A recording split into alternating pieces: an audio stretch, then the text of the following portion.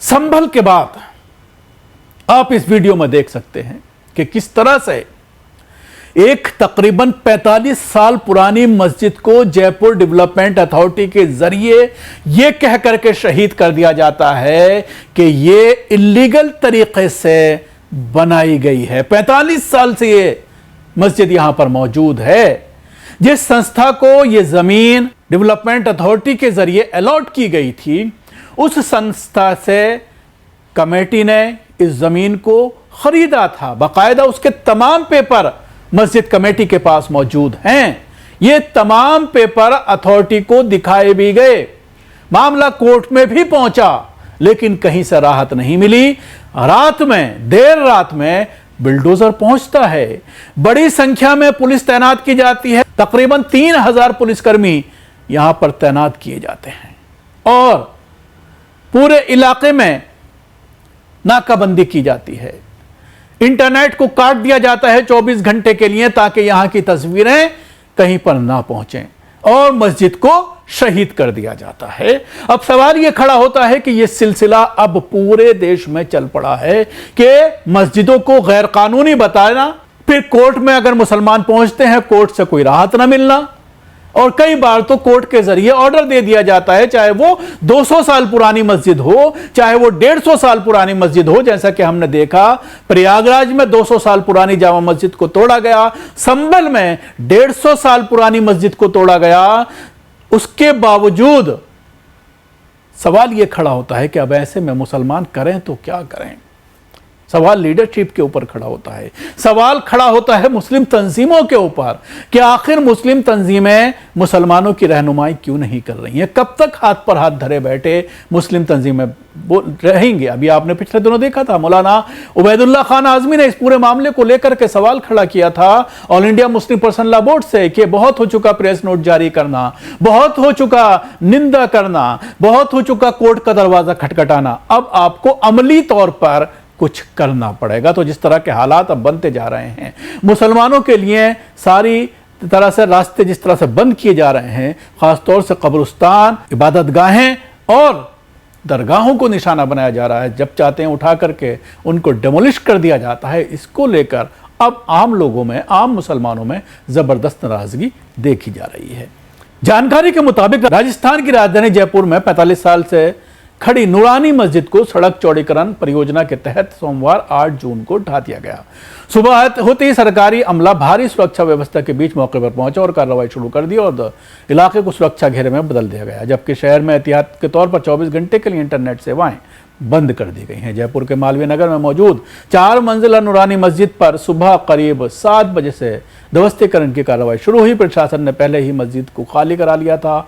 इतवार 7 जून की रात इशा की नमाज के बाद मस्जिद में ताला लगा दिया गया था। कार्रवाई के समय मस्जिद से जुड़ा कोई शख्स वहां मौजूद नहीं था। नूरानी मस्जिद लगभग 1981 में करीब 391 वर्ग गज जमीन पर बनाई गई थी, जिसको 45 सालों से यहां नियमित रूप से 5 वक्त की नमाज अदा की जा रही थी। मस्जिद कमेटी का कहना है कि जमीन उन्होंने जयपुर विकास प्राधिकरण से स्वीकृत कर एक आवासीय समिति से खरीद कर निर्माण कराया था।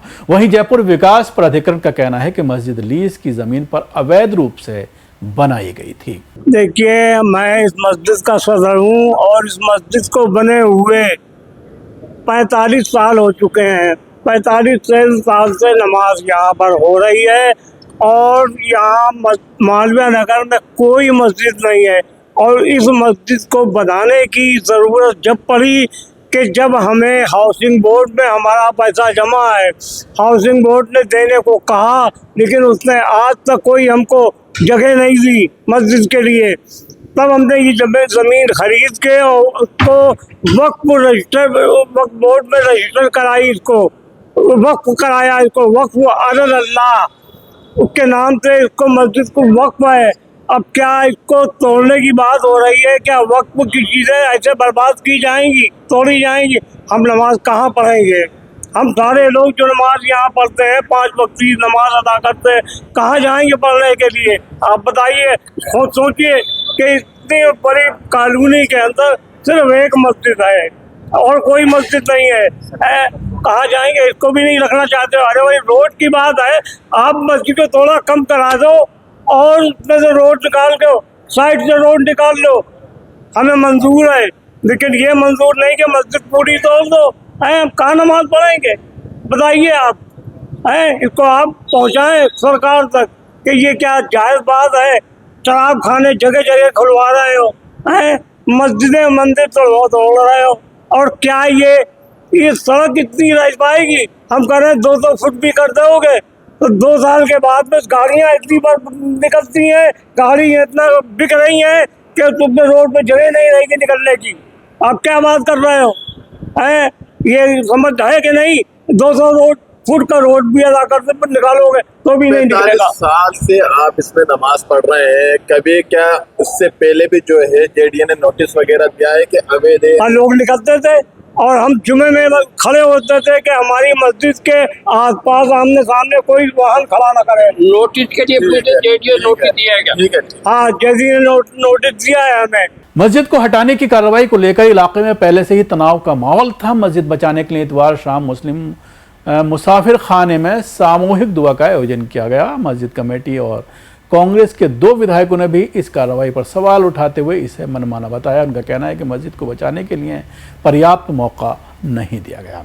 प्रशासन के मुताबिक इस क्षेत्र में लंबे समय से ट्रैफिक की समस्या बनी हुई है। सड़कें संकीर्ण होने की वजह से चौड़ीकरण का काम किया जा रहा है। इसी प्रोजेक्ट के तहत 143 लोगों को नोटिस जारी किए गए थे। इनमें से 134 मकानों को 22 मई को हटा दिया जा चुका है।